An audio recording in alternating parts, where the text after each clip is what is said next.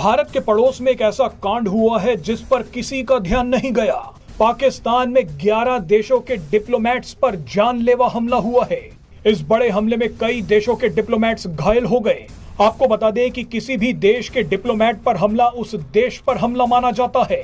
स्वात में जी एक अटैक किया गया और वो इस तरह से कि कुछ एम्बेसडर्स जो हैं उनको ऑफिशियली इनवाइट किया गया था डिनर के लिए और साथ साथ एक इवेंट भी था वहां पर। और जब वो वहां पहुंचे तो जी उनके ऊपर जो है एक रिमोट कंट्रोल बॉम्ब के जरिए जो है कहा गया कि जी अटैक किया गया, जिसमें कि एक सिक्योरिटी ऑफिसर जो है उनकी जान गई है, 3 लोग जख्मी हुए हैं। नहीं, सबसे पहले तो ये इनको हुकूमत को सोचना चाहिए, जो बाहर से लोग आते हैं उनको आर्मी की सिक्योरिटी दी जाए।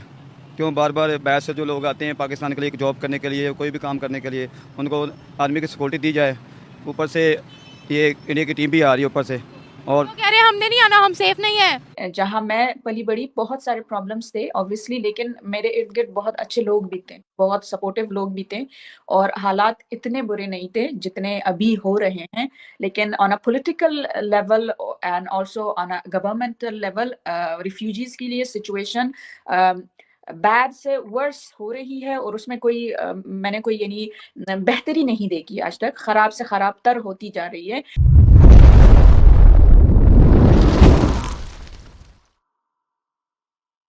दोस्तों, पाकिस्तान के स्वात इलाके में 11 देशों के डिप्लोमेट्स यानी कि राजदूतों पर हमला हुआ है, जो वहां पर घूमने गए थे या फिर कह लीजिए कि एक मीटिंग थी, डिनर के कार्यक्रम के लिए गए थे, तो उन पर हमला कर दिया है मिलिटेंट्स ने, वहां के आतंकवादियों ने, जहां उनकी मुश्किल से ही जान बची है। अब वहां पर जो है सिक्योरिटी में से एक सुरक्षाकर्मी की मृत्यु हुई है, बाकी सब ठीक है। अब जितने भी वो राजदूत थे उनको इस्लामाबाद में वापस लाया गया है। अब आप यहाँ पर हालात देखिए और उनकी सिक्योरिटी देखिए कि जो पाकिस्तान में राजदूत बैठे हैं, एक से एक बढ़िया देशों के राजदूत थे भाई, ईरान के थे, रसिया के थे, तो ये कुल मिला के जो है 11 देशों के राजदूत थे और उन पर हमला हुआ है। तो ऐसी कंट्री जहाँ पर राजदूतों को नहीं छोड़ा जा रहा, पॉलिटिशियन को नहीं छोड़ा जा रहा, स्कूलों पे हमले होते हैं, कॉलेजों में हमले होते हैं, मदरसों में हमले होते हैं, तो भाई वहाँ पर जो है कोई आदमी कैसे चला जाएगा या फिर कोई अपने आप को सेफ कैसे मानेगा। अब बात फिर ये पाकिस्तानी यूँ कहते हैं कि भाई इंडियन टीम क्रिकेट खेलने पाकिस्तान में नहीं आ रही है।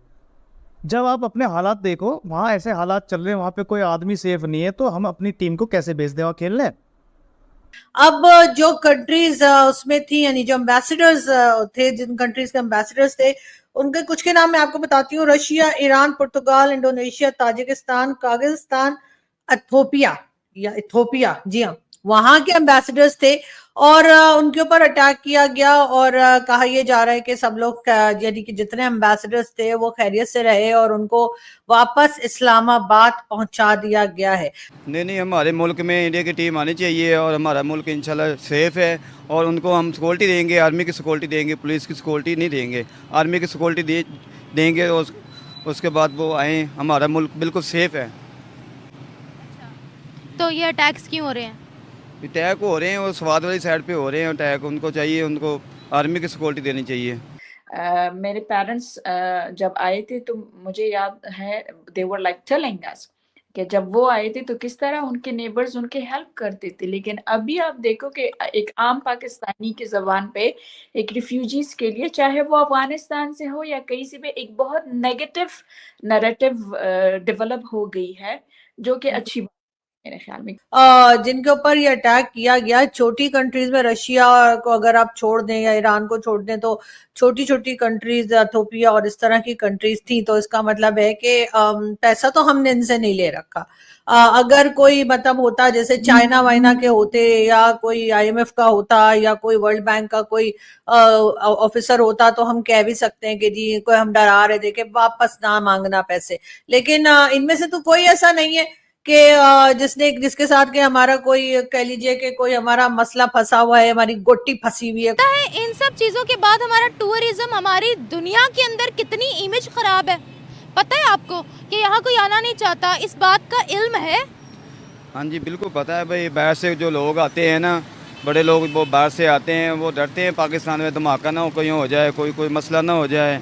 ये हुकूमत को सोचना चाहिए भाई, आर्मी को सिक्योरिटी और डाउनफॉल वाले जो पंजाब पुलिस वाले हैं उनको सोचना चाहिए। क्योंकि हमारे अब देखो, ये रिफ्यूजी बनना, आप एक मुल्क से दूसरे मुल्क पे रिफ्यूज करते हो, this is a very international phenomena. लोग रिफ्यूज करते हैं या तो इकोनॉमिकल क्राइसिस की वजह से या फिर पॉलिटिकल रीजंस होते हैं और सिक्योरिटी रीजंस भी होते हैं, but this does not mean कि जो स्वात जो है कहा तो ये जाता है कि जी बहुत खूबसूरत इलाका है और कई लोग तो स्वात को जो है वो स्वर्ग जैसा भी मानते हैं, लेकिन स्वर्गवासी ना कर दें किसी को, मुझे ये डर है। लेकिन स्वात में इससे पहले भी ऑपरेशंस चलते रहे हैं और आपको मालूम है कि स्वात के लोग जो हैं वो मना कर रहे हैं कि ऑपरेशंस ना किए जाएं।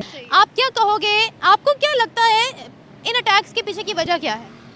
इन अटैक्स के पीछे हमारी भी कहीं हद तक वजह हो सकती है या नहीं भी हो सकती है। अब हम क्या कर सकते हैं, हालांकि we are Pakistani, like Pakistan का मतलब स्टार्ट से यही था कि इस्लामी जमहूरिया ममलिकत, लेकिन हम लोगों ने उस चीज़ को कंटिन्यू स्टार्ट से नहीं किया है।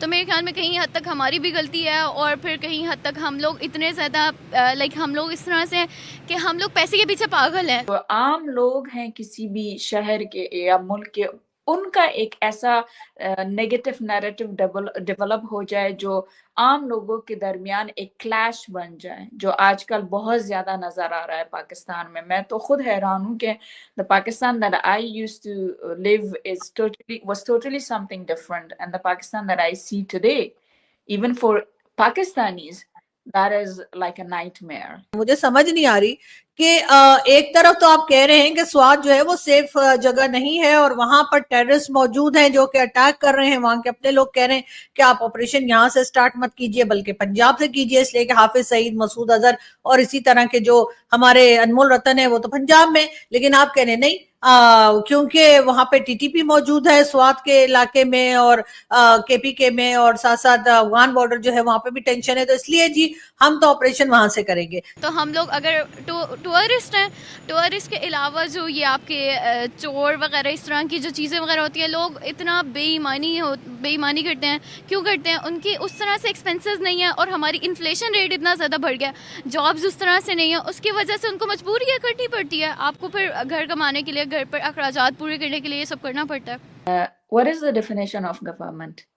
जो इलेक्शन के थ्रू एक गवर्नमेंट आ जाए, जैसे पाकिस्तान बिलीव करता है। अगर पाकिस्तान में कोई गवर्नमेंट चेंज होना चाहे तो किस तरह आएगा वो? क्या वो पावर के थ्रू फोर्सिबली आके लोगों पे अपना हक जमाएगा या इलेक्शन के थ्रू आएगा, वो जो एक इंटरनेशनल नॉर्म है? अगेन, क्या पाकिस्तान से जी इलेक्शन के थ्रू होगा? तो क्या तालिबान अफगानिस्तान में इलेक्शन के थ्रू आए हैं? नहीं आए। तो उसको कोई भी रिकॉग्नाइज नहीं करेगा। दोस्तों, आपने वीडियो को कंप्लीट देखा। वीडियो आपको कैसी लगी प्लीज कमेंट बॉक्स में जरूर लिखना, और जो लोग चैनल पर नए हैं प्लीज चैनल को सब्सक्राइब जरूर करना, हमें सपोर्ट करते रहना। हम आपके लिए ऐसी वीडियोस को लाते रहेंगे। धन्यवाद।